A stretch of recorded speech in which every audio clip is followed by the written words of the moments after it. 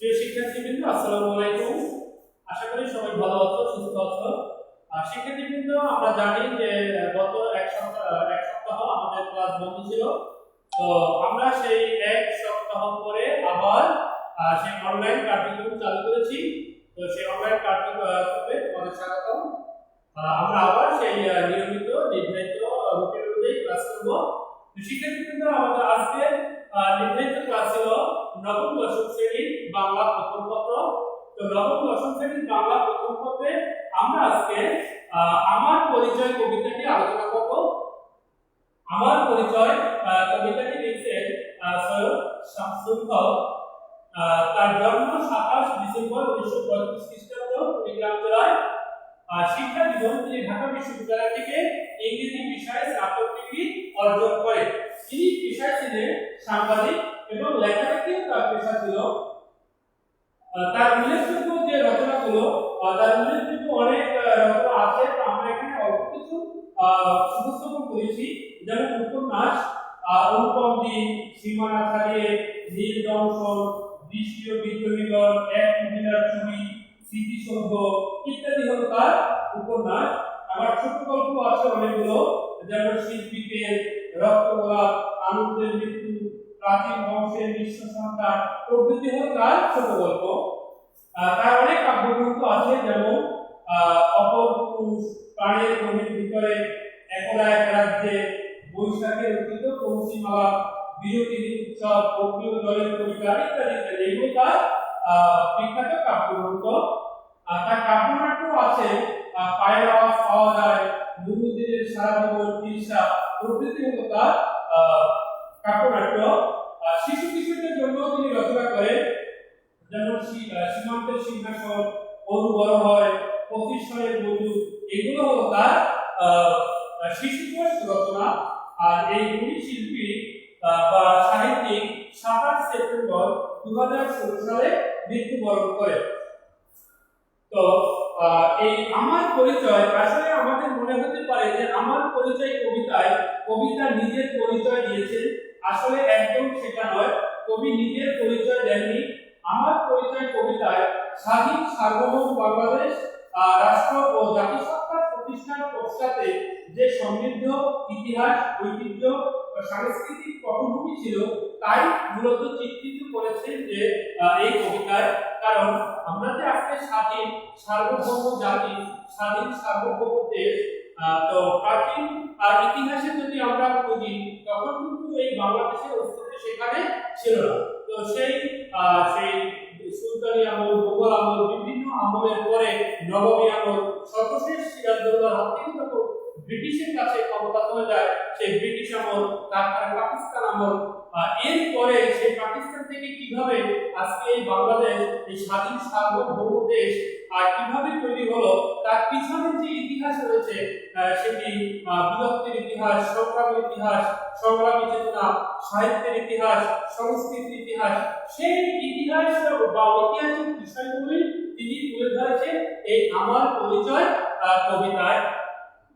তো শিক্ষার্থীরা, আমরা এটার পাঠ বিশ্লেষণে যাই। যে এই কবিতার কিছু কিছু লাইন আছে, বাক্য আছে যেটি তোমাদের বুঝতে সমস্যা হতে পারে। আমরা সেই পাঠ বিশ্লেষণটা শেষ করি, তাহলে তোমরা সহজেই বুঝতে পারবে।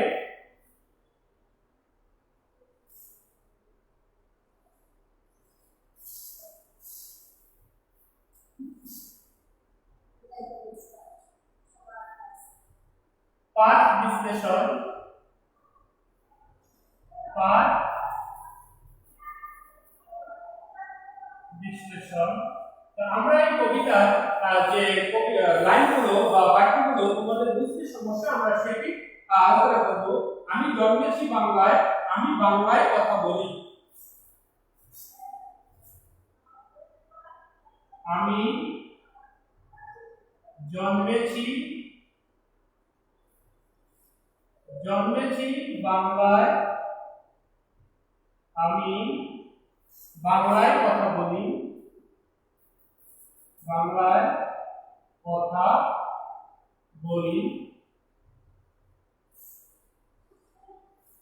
আমি জন্মেছি বাংলায়, আমি বাংলায় কথা বলি, আমি বাংলার আলফা দিয়ে হাজার বছর চলি।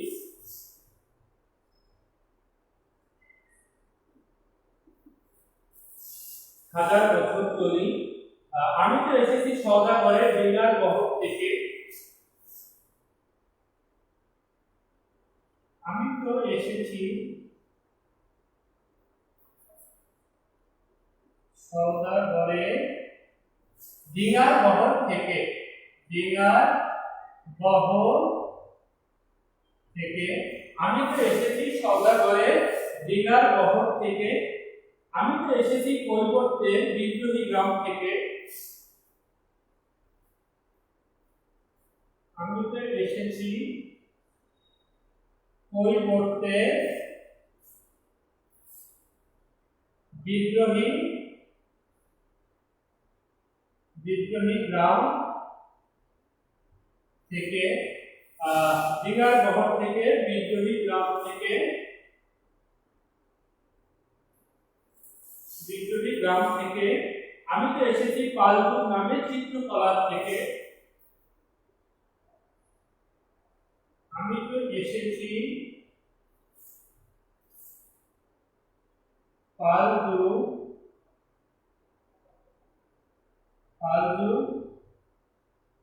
নামক চিত্রকলা থেকে। আমি তো এসেছি পালযুগ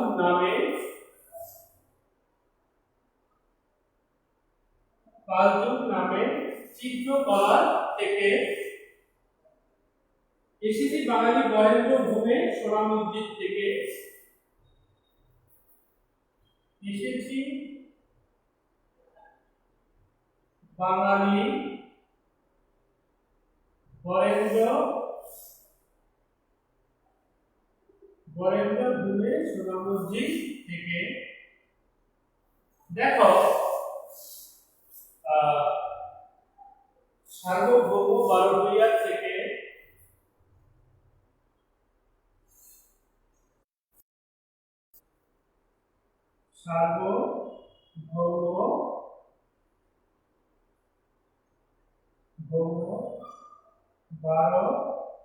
বারোবিয়ার থেকে।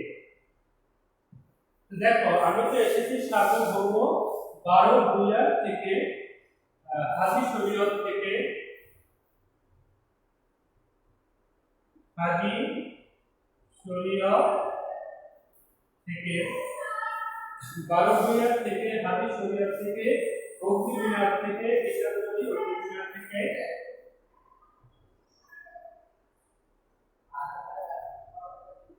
গীতাঞ্জলি অগ্নিমিনার থেকে। গীতাঞ্জলি অগ্নিমিনার।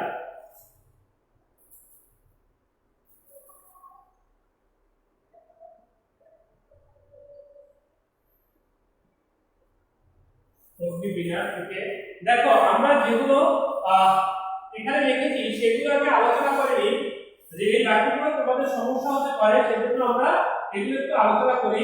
দেখো আমি জন্মেছি বাংলায়, আমি বাংলায় কথা বলি, আমি বাংলার আলপথ দিয়ে হাজার বছর চলি। এখানে কবি বাংলায় জন্মেছেন, বাংলায় কথা বলে তিনি ভাব বিনিময় করেন, বাংলার আলপথ দিয়ে বা গলিপথ দিয়ে তিনি হাজার বছর চলেন, এই বিষয়টি মূলত এখানে তুলে ধরেছেন। এরপর দেখো আমি তো এসেছি সওদাগরের ডিঙ্গার বহর থেকে। অর্থাৎ প্রাচীনকাল থেকে যে বড় বড় বাণিজ্য তৈরি, মানে তখনকার দিনে নৌকায় বাণিজ্য করা হতো, কারণ যাতায়াত ব্যবস্থা ভালো না থাকার কারণে নৌপথই ছিল যাতায়াতের একমাত্র মাধ্যম। তো সেই নৌপথে বা বাণিজ্য তৈরিতে করে ব্যবসা বাণিজ্য করত সওদাগরেরা। সওদাগর বলতে ব্যবসায়ীদের তখনকার সওদাগর বলা হতো। এখানে মঙ্গল কাব্যে বর্ণিত 4 সওদাগরের সপ্তডিঙ্গা মধুকরের কথা স্মরণ করা হয়েছে। আমি তো এসেছি কৈবর্তের বিদ্রোহী গ্রাম থেকে। আমরা জানি বাঙালি জাতির বিদ্রোহের ঐতিহ্য বোঝাতে কৈবর্ত বিদ্রোহের কথা এখানে তিনি উল্লেখ করেছেন। কারণ বাঙালিদের সংগ্রামী চেতনা, প্রতিবাদী চেতনা সেটি কিন্তু এক নম্বর নয়, সেটি আমাদের উত্তরাধিকার সূত্রে পাওয়া। এই বিদ্রোহে, এই কৈবর্ত বিদ্রোহের নেতা ছিলেন কৈবর্ত সম্প্রদায়ের বীর দিব্য বা দিব্য। অনুমান করা হয় যে 1070 থেকে 1077 খ্রিস্টাব্দে মহিলাদের বিরুদ্ধে এই বিদ্রোহ করেন অনন্ত সামন্ত চক্রের মিলিত শক্তি। ইতিহাসে এটি কৈবর্ত বিদ্রোহ নামে খ্যাত। অর্থাৎ এই বাঙালি জাতির যে বিদ্রোহ প্রতিবাদ সংগ্রাম করার যে সেই ঐতিহ্য রয়েছে সেটি তুলে ধরেছেন এখানে। এরপর দেখো, আমি তো এসেছি পালপুর নামে চিত্রকলার থেকে। কবি এদেশের শিল্প সমৃদ্ধ ঐতিহ্য বোঝাতে পালযুগের চিত্রকলার উল্লেখ করেছেন। 750 খ্রিস্টাব্দে গোপালের রাজ্য শাসনের মধ্য দিয়ে বঙ্গে পালযুগের সূচনা হয়। পালদের রাজত্ব 400 বছর টিকেছিল। এ সময় শিল্প সাহিত্যের অসামান্য বিকাশ সাধিত হয়। আর সেই পালযুগে যে শিল্প সাহিত্য ও চিত্রকলাতে বিকাশ সাধিত হয় সেটি বোঝাতে তিনি এই বাক্যটি ব্যবহার করেছেন। এসেছি বাঙালি বরেন্দ্র ভূমে সোনা মসজিদ থেকে, এসেছি বাঙালি আউল বাউল মাটির দেউল থেকে। এখানে কবি বাংলার মুসলিম ঐতিহ্যের সুমহান নিদর্শনের পরিচয় দিতে গিয়ে সোনা মসজিদের কথা বলেছেন। অসাধারণ শিল্প সৌন্দর্য মণ্ডিত এই স্থাপত্যকর্ম হোসেন শাহের রাজত্বকালে অর্থাৎ 1493 থেকে 1519 খ্রিস্টাব্দে এর মধ্যে নির্মিত হয়। এটি চাঁপাইনবাবগঞ্জের বরেন্দ্র ভূমে অবস্থিত ছোট সোনা মসজিদ। একই সঙ্গে কবি আউল বাউল মাটির দেউলের কথাও বাঙালির ঐতিহ্য হিসেবে স্মরণ করেছেন। অর্থাৎ এখানে তিনি আউল বাউল মাটির দেউল অর্থাৎ অন্যান্য ধর্মের যে সেই মন্দির সেগুলোকেও তিনি এখানে তুলে ধরেছেন। আমি তো এসেছি সার্বভৌম 12 ভূঁইয়ার থেকে, আমি তো এসেছি কমলার দিঘি মহুয়ার কলা থেকে। তো বাংলার স্বাধীনতা ঘোষণাকারী 12 ভূঁইয়াদের কথা কবি বিশেষ ঐতিহ্য হিসেবে এখানে উল্লেখ করেছেন। বাংলায় পাঠান কল্যাণী বংশের রাজত্ব যখন দুর্বল হয়ে পড়ে তখন স্বাধীন জমিদারদের উত্থান ঘটে। তো 1575 সালে মোগল সম্রাট বাংলা জয় করার পর এই জমিদাররা ঐক্যবদ্ধ হয়ে বিদ্রোহ করে, আর এরাই ইতিহাসে 12 ভূঁইয়া নামে পরিচিত। তো লোককাহিনী প্রাচীন ঐতিহ্য হিসেবে কবি কমলার দিঘি মহুয়ার পালার কথা উল্লেখ করেছেন। এই দুটি ময়মনসিংহ গীতিকার একটি পালা, বিখ্যাত পালা। অর্থাৎ দীনেশচন্দ্র সেন যে ময়মনসিংহ গীতিকা সম্পাদনা করেন, সেই ময়মনসিংহ গীতিকায় বিভিন্ন গ্রামে লোক সংস্কৃতি, লোকগান, লোক সাহিত্য সেখানে তিনি স্তরে স্তরে সাজিয়ে রেখেছে। তার মধ্যেই দুটি পালা হলো এই মহুয়ার পালা আর কমলার দিঘি। তো এটা যে আমাদের সাহিত্যের একটি অংশ, সেজন্য কবি এটাকে তুলে ধরেছেন। আমি তো এসেছি তিতুমির আর হাজি শরীয়ত থেকে। অত্যাচারী ইংরেজদের বিরুদ্ধে, অর্থাৎ ব্রিটিশের সময় ইংরেজরা এদেশে যে অত্যাচার করত সেই অত্যাচারের বিরুদ্ধে সংগ্রামকারী বাঙালি বীর হিসেবে তিতুমিরের কথা স্মরণ করেছেন কবি। আমরা জানি 24 পরগনার হায়দারপুর গ্রামে 1782 সালে মীর নিসার আলী ওরফে তিতুমির জন্মগ্রহণ করেন। তিনি 1831 সালে 19 নভেম্বর ইংরেজ বাহিনীর সঙ্গে যুদ্ধ করে শহীদ হন। হাজী শরীয়তুল্লাহ বিদেশি শাসন, শোষণ, জমিদার ও মহাজনের অত্যাচার থেকে মানুষকে মুক্ত করার জন্য তিনিও আন্দোলন করেছেন। এই আন্দোলনে অগ্রণী ভূমিকা পালন করেন। তিনি 1781 থেকে 1840 পর্যন্ত তার সময়কাল, জন্মমৃত্যু। মাদারীপুর জেলার শিবচর থানার সামাইল গ্রামে তিনি জন্মগ্রহণ করেন। তিনি ধর্মকে আশ্রয় করে সব কুসংস্কারের বিরুদ্ধে সোচ্চার হন। এজন্য তৎকালীন যে ধর্মীয় কুসংস্কার এবং ব্রিটিশের নির্যাতন তার বিরুদ্ধে সংগ্রামী চিত্র হিসেবে এই তিতুমির এবং হাজী শরীয়তকে কবি তুলে ধরেছেন। আমি তো এসেছি গীতাঞ্জলি ও অগ্নিবীণার থেকে। নোবেল বিজয়ী কবি রবীন্দ্রনাথ ঠাকুরের গীতাঞ্জলি ও বিদ্রোহী কবি কাজী নজরুল ইসলামের অগ্নিবীণা বাংলা সাহিত্যের অবিস্মরণীয় কীর্তি। এদেশের মানুষের অধিকার আদায় ও স্বাধীনতা সংগ্রামে তাদের গান ও কবিতা ছিল আমাদের অনুপ্রেরণা উৎস। অর্থাৎ আমাদের বাংলা সাহিত্য যে ঐতিহ্যমণ্ডিত বাংলা সাহিত্যের একটি নাম রয়েছে, সুনাম রয়েছে সারা পৃথিবীব্যাপী, সেজন্য কবি এই দুটো কাব্যগ্রন্থের নাম তুলে ধরেছেন। কারণ আমরা জানি 1913 সালে রবীন্দ্রনাথ ঠাকুর এই গীতাঞ্জলি কাব্যের জন্য নোবেল পুরস্কার পান এবং এই অগ্নিবীণা এই কাব্যটি যখন প্রকাশিত হয় বিভিন্ন ভাষায় অনুদিত হয়। তো আমাদের যে শিল্প সাহিত্য সংস্কৃতি এগুলো যে বেশ সুনাম রয়েছে পৃথিবীব্যাপী সেটি বোঝানোর জন্য মূলত কবি এই দুটো কাব্যগ্রন্থের নাম বর্ণনা করেছেন। এরপরে আমরা পরের অংশে আসি।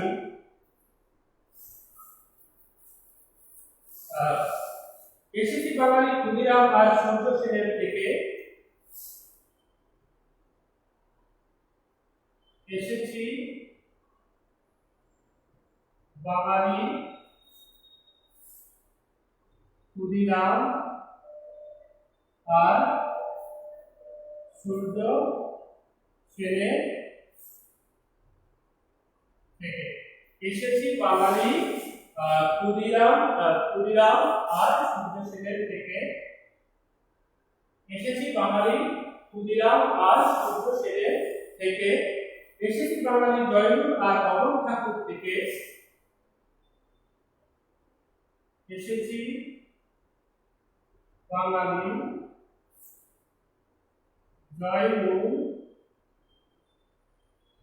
জয়নুল আর অমর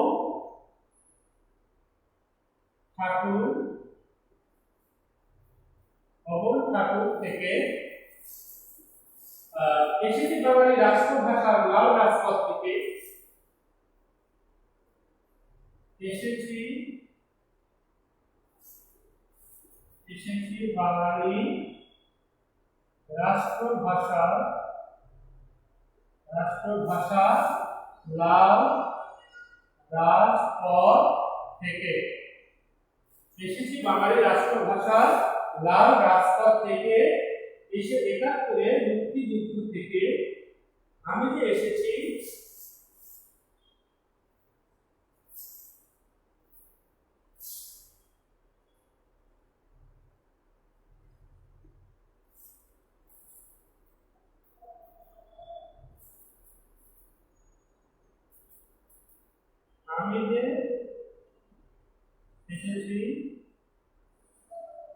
মুক্তিযুদ্ধ থেকে।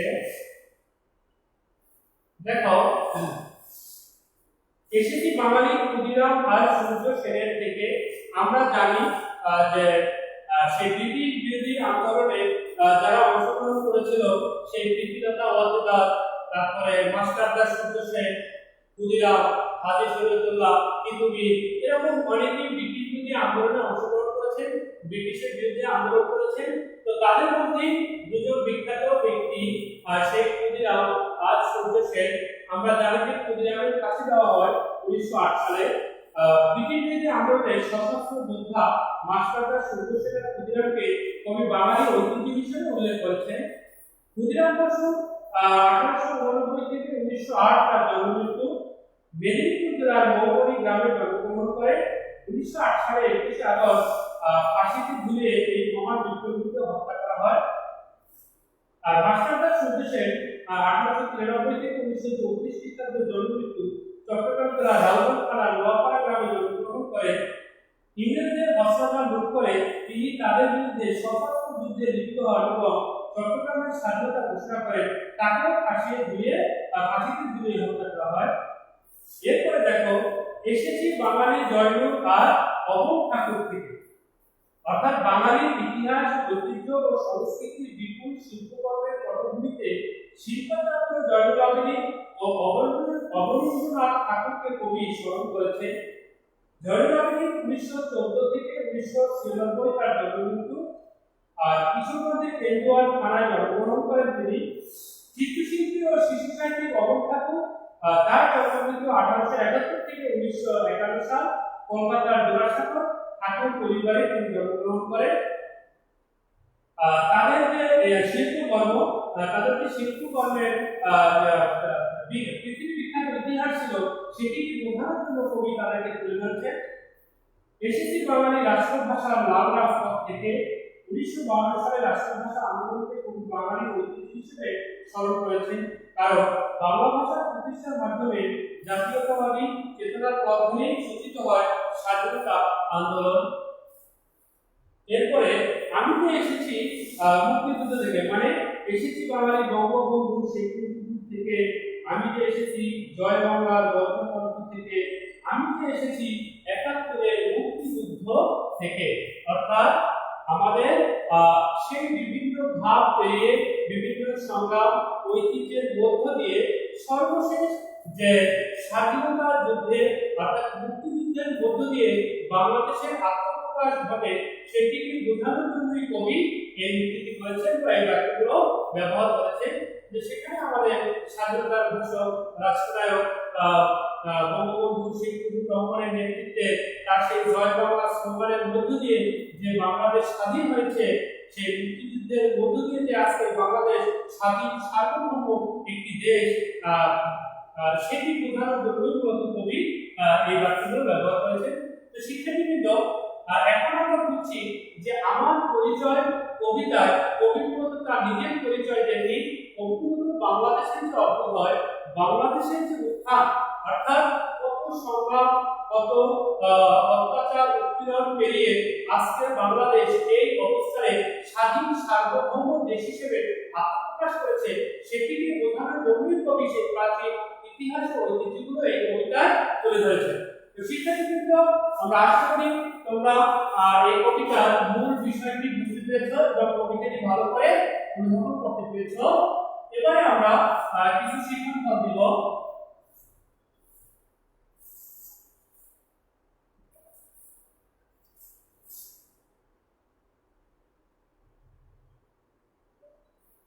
শিক্ষণ বাঙালি জাতিসত্তা প্রতিষ্ঠার নেপথ্যে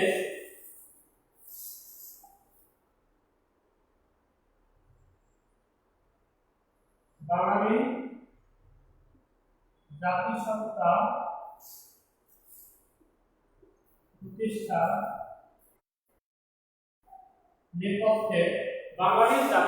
প্রতিষ্ঠার নেপথ্যে সমৃদ্ধ ইতিহাস সম্পর্কে ধারণা রাখতে হবে। নেপথ্যে সমৃদ্ধ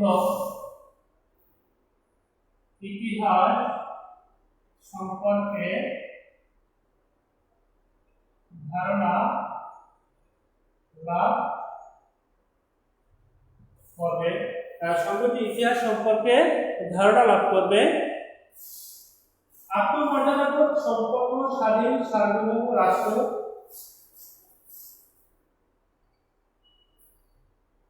আত্মমর্যাদাবোধ স্বাধীন সার্বভৌম, আত্মমর্যাদাবোধ সম্পন্ন স্বাধীন সার্বভৌম রাষ্ট্র প্রতিষ্ঠায় বাঙালির আত্মত্যাগ সম্পর্কে স্বাধীন আত্মমর্যাদাবোধ সম্পন্ন স্বাধীন সার্বভৌম রাষ্ট্র প্রতিষ্ঠায়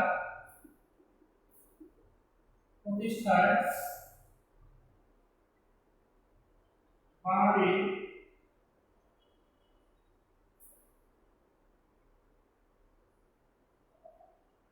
আত্মত্যাগের ইতিহাস সম্পর্কে ধারণা, আত্মমর্যাদাবোধ সম্পন্ন স্বাধীন সার্বভৌম রাষ্ট্র প্রতিষ্ঠায় বাঙালির আত্মত্যাগের ইতিহাস সম্পর্কে ধারণা, বাঙালির সমৃদ্ধ ইতিহাস ও সাংস্কৃতিক ঐতিহ্য সম্পর্কে ধারণা,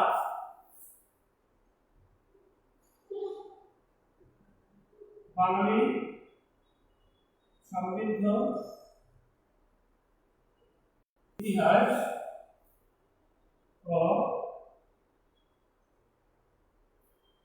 সাংস্কৃতিক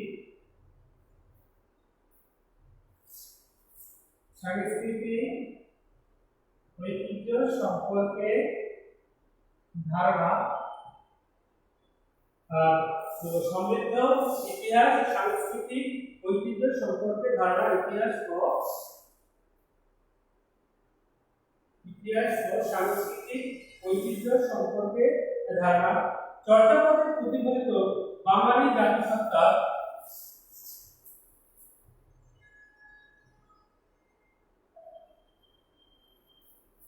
চর্যাপদে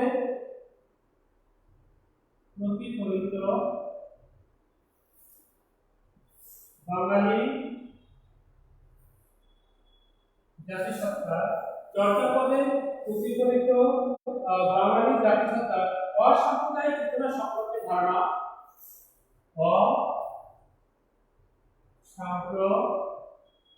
অসাম্প্রদায়িক চেতনা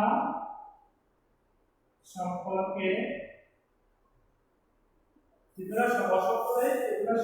ধারণা যুগে যুগে বাঙালি রাজনৈতিক আন্দোলন যুগে যুগে বাঙালি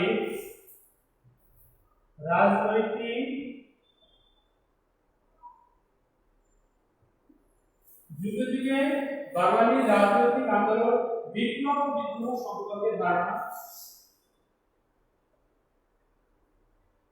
বিপ্লব ও বিদ্রোহ সম্পর্কে ধারণা। তো দেখো সেক্ষেত্রে কিন্তু এখানে শিক্ষণফল যে বাঙালি জাতিসত্তা প্রতিষ্ঠান নেপথ্যে সমৃদ্ধ ইতিহাস সম্পর্কে ধারণা লাভ করবে, আত্মমর্যাদাবোধ সম্পন্ন স্বাধীন সার্বভৌম রাষ্ট্র প্রতিষ্ঠায় বাঙালির আত্মত্যাগের ইতিহাস সম্পর্কে ধারণা লাভ করবে, বাঙালির সমৃদ্ধ ইতিহাস ও সাংস্কৃতিক ঐতিহ্য সম্পর্কে ধারণা লাভ করবে, চট্টগ্রামের প্রতিফলিত বাঙালি জাতিসত্তার অসাম্প্রদায়িক চেতনা সম্পর্কে ধারণা লাভ করবে, যুগে যুগে বাঙালি রাজনৈতিক আন্দোলন বিপ্লব ও বিদ্রোহ সম্পর্কে ধারণা লাভ করবে।